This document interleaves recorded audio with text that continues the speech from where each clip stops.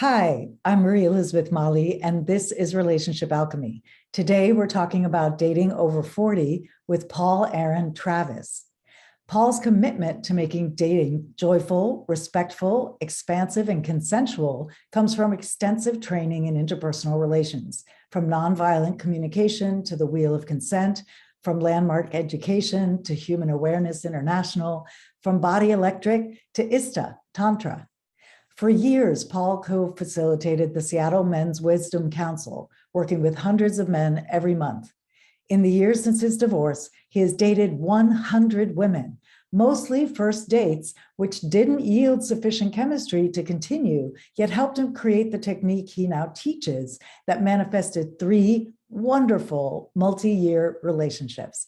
Welcome, Paul. Thanks. That's great to hear. Yeah, and it's kind of, it can be fun to hear your own intro sometimes, right? So I am so tickled because I want to hear the story. When we got on today, I discovered that you're actually in your van. And when I asked you about it, there's a fun reason for it. So I'd love to start there. What's happening that has you be in your van today? Well, for the last year and a quarter, year and a half, I have been traveling extensively because I met somebody out of state. And so when somebody lives 4 hours away, it becomes a logistics consideration. And so it's been a stretch for me to try something completely different. And there are a number of times that I said to women on dating sites, messaging, that I would much rather have an amazing relationship that took a little bit of logistics than meh in the same town. So this is, be careful what you ask for, I because, was about to say, this is the fruit of your willingness, huh? and so really it's been something that I reoriented my life around. I now work weekends and usually travel Monday down to Oregon. I live on a little island west of Seattle.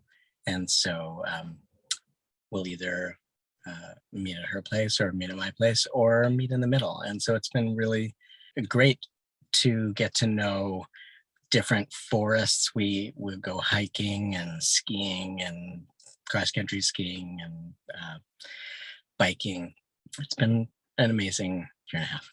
What an adventure. That really is amazing. And I'd love to hear more about what you teach, because I bet the willingness to stretch yourself is probably part of it, because you're a living example of that.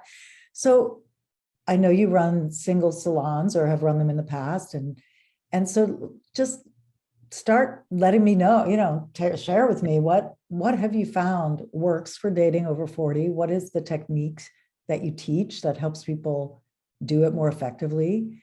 All great questions. So the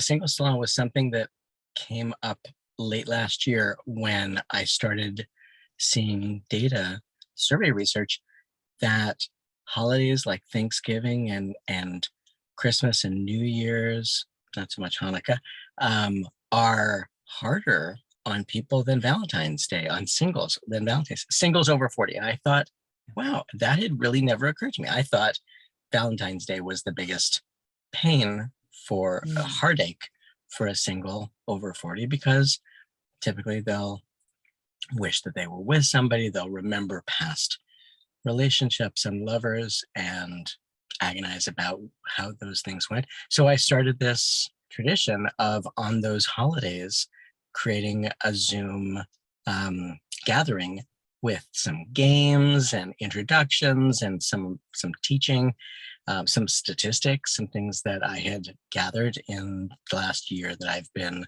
since I created Pandemic Love, to help people deal with not only the pandemic of COVID, but the pandemics that we've all grown up with and just sort of thought that's the way it is. Like the pandemic of thinking there's the one. Oh, I'm so with you. One out of 8 billion people is the right one? I think not. I think there's a lot that has come in terms of commercialization about that you only get one chance, and that there's this linear progression of graduate from high school, go to college, fall in love, get an apartment, get a job, get engaged, buy a house, have a picket fence, have 2 dogs, have 2 children. It's just like, Yeah. and the problem is that my experience is that over half of relationships fail, and that we're taught this notion that the right way to do it is to get gray together. And that is, I'm going to get gray. I'm already. The thing is that, again, back to the pandemic, on my website, I identify 6 different pandemics. Another one is that we are mostly taught that thinking and logic is the way that we can solve our problems and connect with each other, when there's so much somatic experience that we cut off. And the integration of those two really is the beautiful part of relationships. So I feel really blessed that in the course of 10 years since my divorce, I've had some amazing relationships. And the fact that I've said multiple relationships mean none of them is the one, because frankly, I'm looking for a deep connection that is mutually satisfying. I had one amazing partner whose dream was to move to California, and that was not my dream. Right. And children that I wanted to stay near, and she was already, she'd already created the empty nest. And so like I completely supported her in that. We're still dear friends. That doesn't take away from the quality of what we experienced. And we even still, touch base every once in a while now and talk about the things that we enjoyed and nurtured in one another, and helped each other to grow to a new place. So Singles Salon is one piece. And then of course I've been teaching. It started out being called 40 Plus Dating Reset, and it was really well received.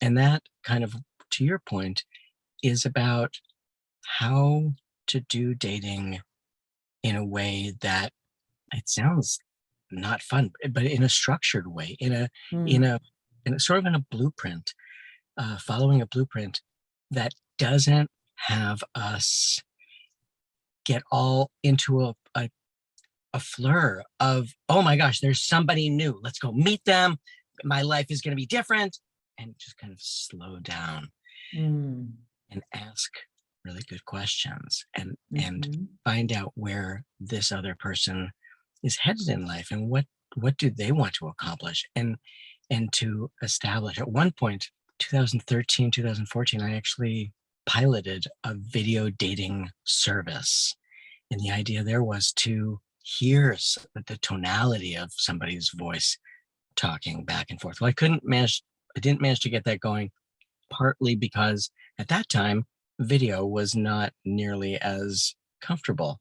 Well, to the pandemic, and a lot of people are much more comfortable with video because they had to do it for work, or they couldn't fly and see family, and so video is a lot more popular now. And so I feel like at some point that might come back into the family of pandemic love, but for now, is to help people with a way of identifying. So what we do is we walk through, what are green flags that have happened, that we've sensed in relationship, and what are red flags. And then when we're engaging, it's not like, hi, how are you? Oh, I'm great, how are you? But rather, what struck me in your profile was what you said about, caring for your children, or caring for your plants, and I'd love to know more about that, and to really kind of open up this. So I have this term, authentimacy. I love that. Thanks.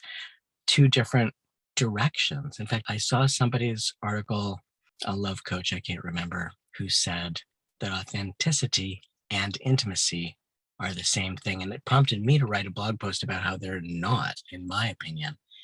Authenticity is about being open to share who I really am, that who I present to the world is who I truly feel and live. Whereas intimacy, and I always love the pronunciation of into me, see. Me see. All Mhm. right. So that's the inward portion. That's the part about I'm genuine. Can I actually let somebody else in? And so bring Mm. two together is what I teach in this course. And it's been really well received. We're still kind of working things out. I've changed it from a 6-week program to a 12-week program because I realize people need more ongoing support. I've had people in the middle of class, in that middle of that 6-week period, jump in with somebody and get scammed, by like a Norwegian. Sorry, she thought this was a Norwegian and it was a Nigerian.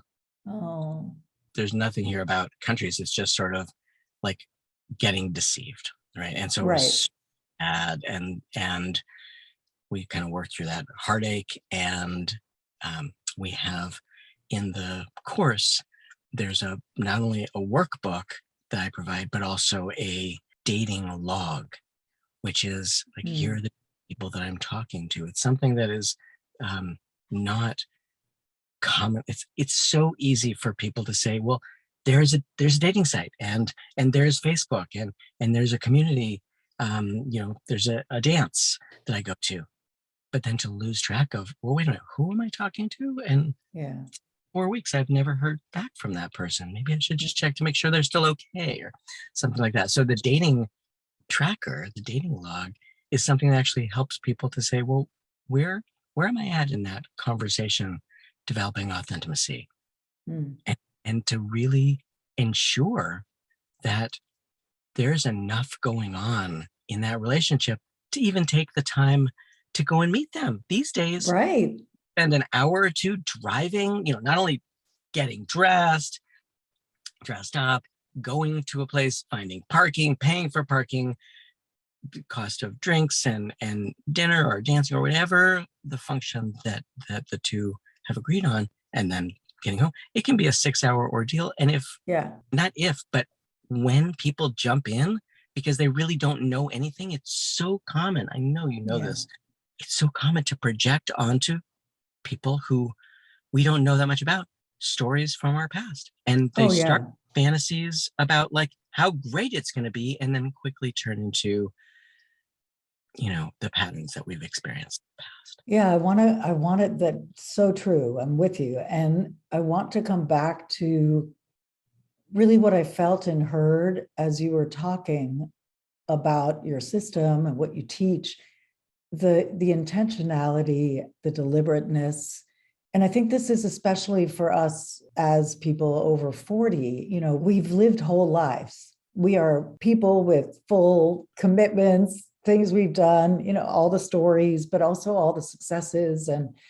And we're not, it's a different phase of life. And to me, I'm curious if you see this too. To me, it feels like the goals of getting to know someone and being in a relationship with someone are different than what they were before. Most of us are not having more children at this point. If we've had children, we've had the children we're planning to have. And so it's really more about companionship. And is this a person I want to actually spend time with? Is this a person I enjoy being around and can envision having a life with for us, where it's not to please our parents, it's not to have children, it's not, but it's really for us. And to me, that's a profoundly liberating place to be, because we really get to choose.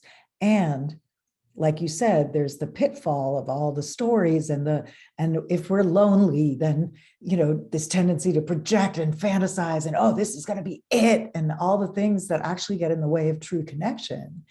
So it's funny, I almost said rational, but I agree with you. It's not about doing it from up here in our heads. It's about feeling our way in. However, having a structure like you talk about, where you're actually tracking your conversations and you're asking people questions about their values and about what they care about and what their dreams are, that is such a better way to approach things than what most people tend to do, which is kind of just fall into things.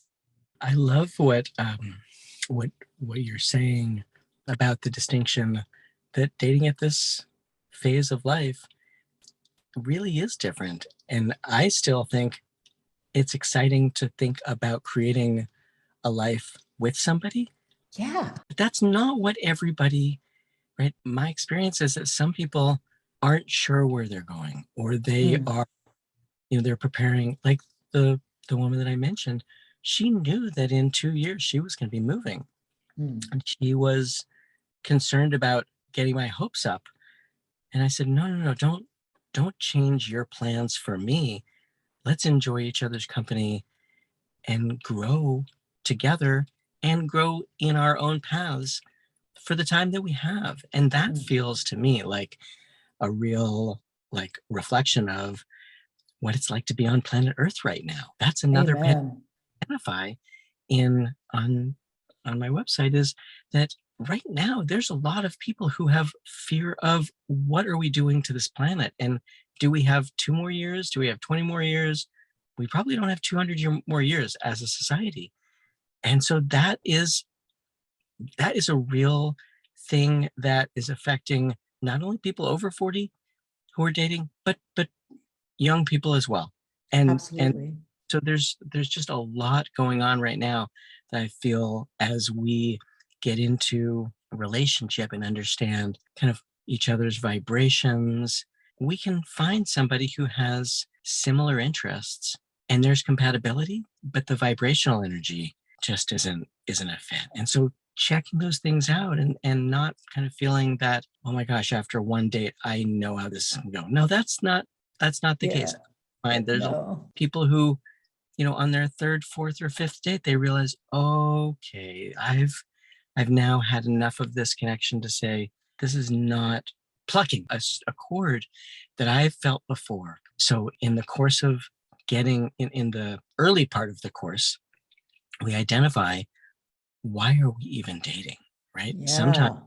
because it's too expensive to live in the city anymore. Mm. And so I want a companion. Well, that might be a better fit for a roommate than, Exactly. right? Yeah.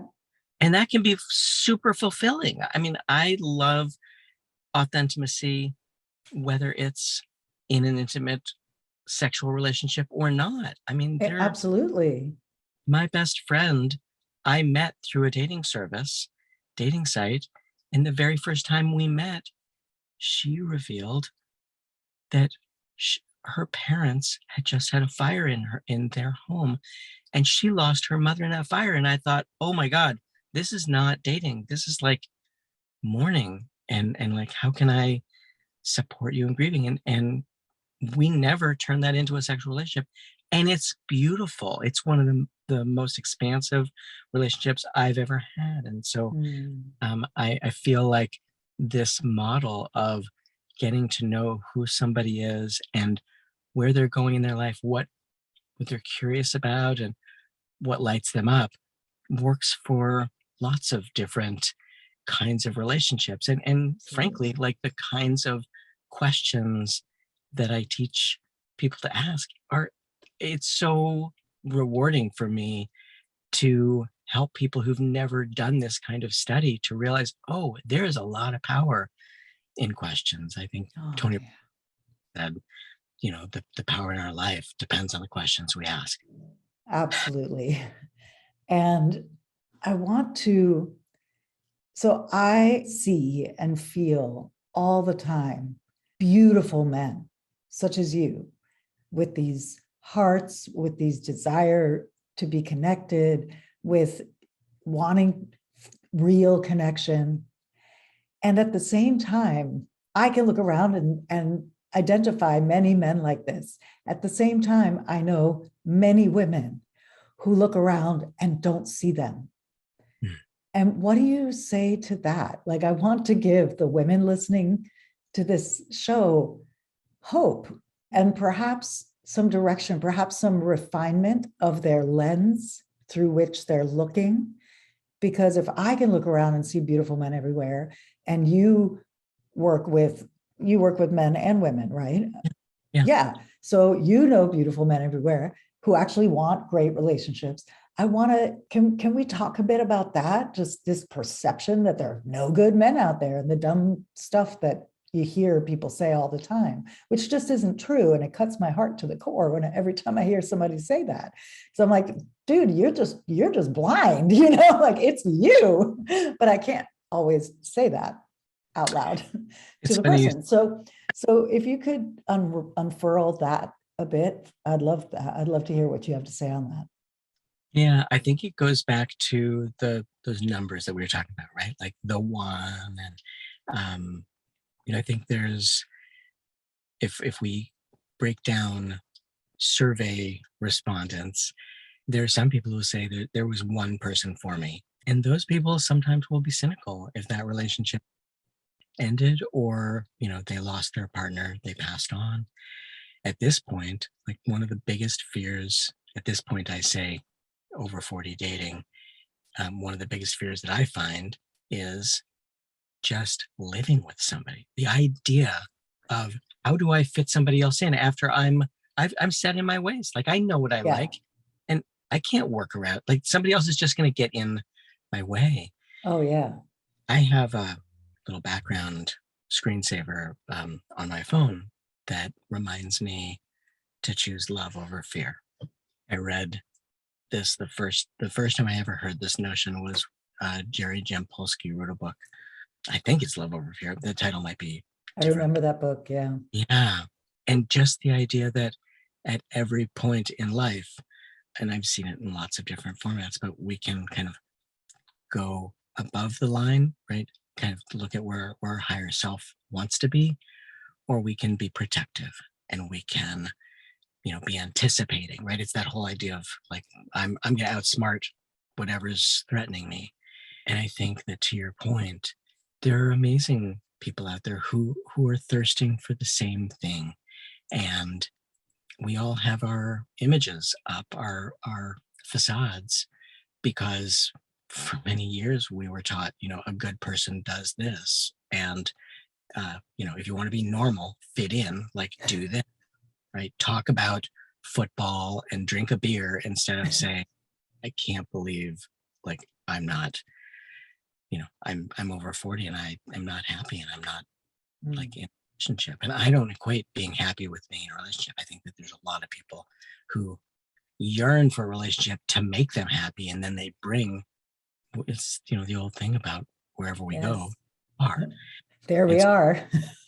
I think Eartha Kitt, if I remember this quote correctly, said it's about falling in love with ourselves and then letting somebody else come and enjoy that.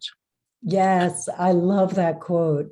If you haven't seen this YouTube clip of her, I'm speaking directly to the listeners now. If you haven't seen this YouTube clip of Eartha Kitt talking about relationship, somebody might be able to look at that and go, oh my God, she's so narcissistic. But that's a very surface level and I think misguided response, because the deeper truth is exactly what you're pointing to, is that when you truly love yourself and you invite someone in to enjoy it with you, to enjoy you with you, just as they're inviting you in to enjoy them with them, that creates a relationship that's actually based on something creative that can grow and expand and keep going, versus the kind of relationship that many people are trying to have, which is, I'm going to get a relationship then so I can be happy.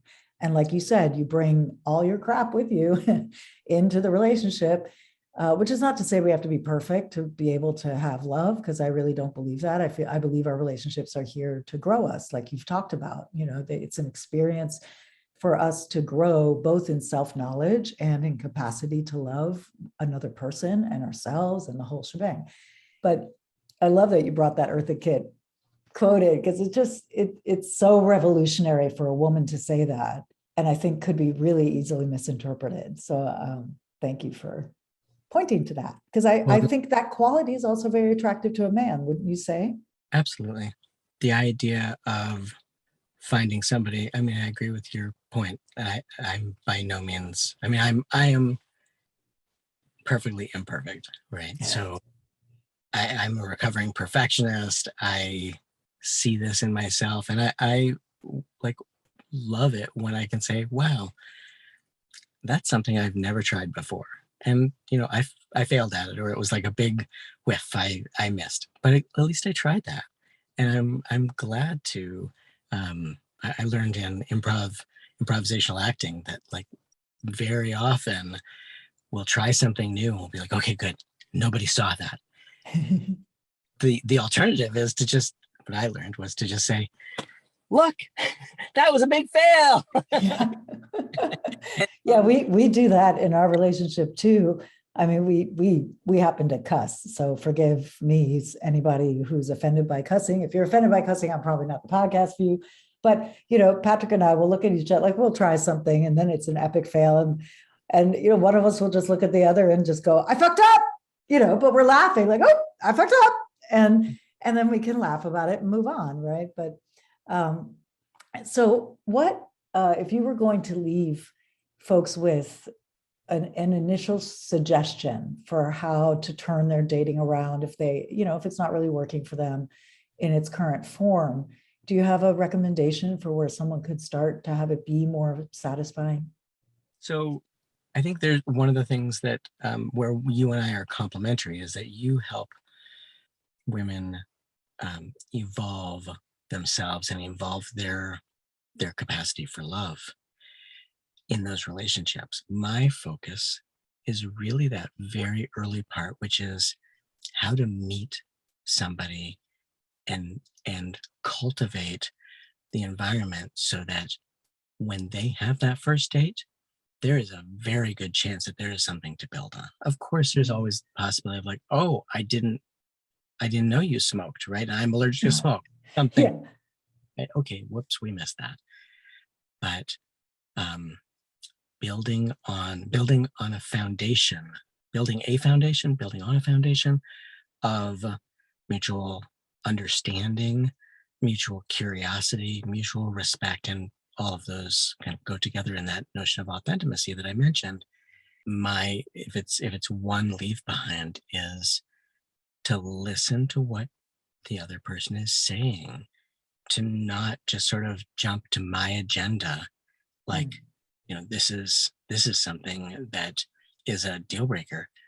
Listen to the other person's deal breakers, listen to the other person's dreams, and in the course of that, make sure to attend to the deal breakers and the, what I call the green flags and the red flags, because in that elicitation process, so much new comes up.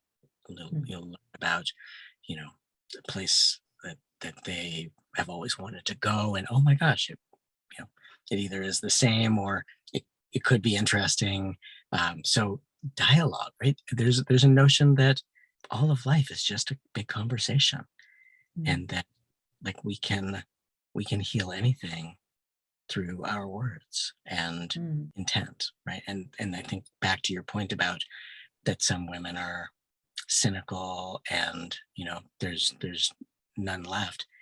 I would say that their opportunity is to ask the questions that bring out a new partner, that light somebody up, so that it shows that other person they really care, and that there's a synergistic, mutually beneficial circle there. I love that. And the word curiosity just keeps popping in my head as you're speaking. It's as opposed to agenda, you use the word, coming in with your agenda, like, oh, I have to go down my 20-point checklist and see if they check off all these boxes. And it becomes, that's not the kind of structure that you and I are talking about here. I want to really make that clear. It's not about grilling somebody or having an agenda or a checklist that somebody has to meet. It's these kinds of open questions of curiosity, of getting to know someone without an agenda and being open to just seeing where something goes. Over and over, when you've been speaking, I've been hearing this sense of the importance of just being here in the present, not being 20 paces out ahead, with your plan for where are we going to park our minivan, like being able to be present to what's unfolding as you get to know someone, and being curious about getting to know someone before you decide this is the one or this is not the one, is that an accurate representation of where you're is coming? really good, and the notion, I don't really phrase it in this way, but to, in what you just said, I want to say detachment, right? Yes. That we go in and we treat this as getting to know somebody, because frankly, like my best friend turned out not to be a lover, but an amazing friend. And so there might be things where there is a wonderful relationship that, it's not about genitals. It's about Exactly. supporting one another through, maybe it's the grief situation, or maybe it's, both are artists or something like that, where being detached allows us to be vulnerable and not get hurt, right? Mhm. And to recognize that being vulnerable, not getting hurt, being heard, being accepted, and being met with other vulnerability, that builds amazing closeness, and that like really goes to authenticity. Gorgeous. Yeah. So I understand you have a free gift for our listeners that they can email you about. All the information about it is in the show notes, along with your website and everything. But can you say a word about the gift that you have for folks?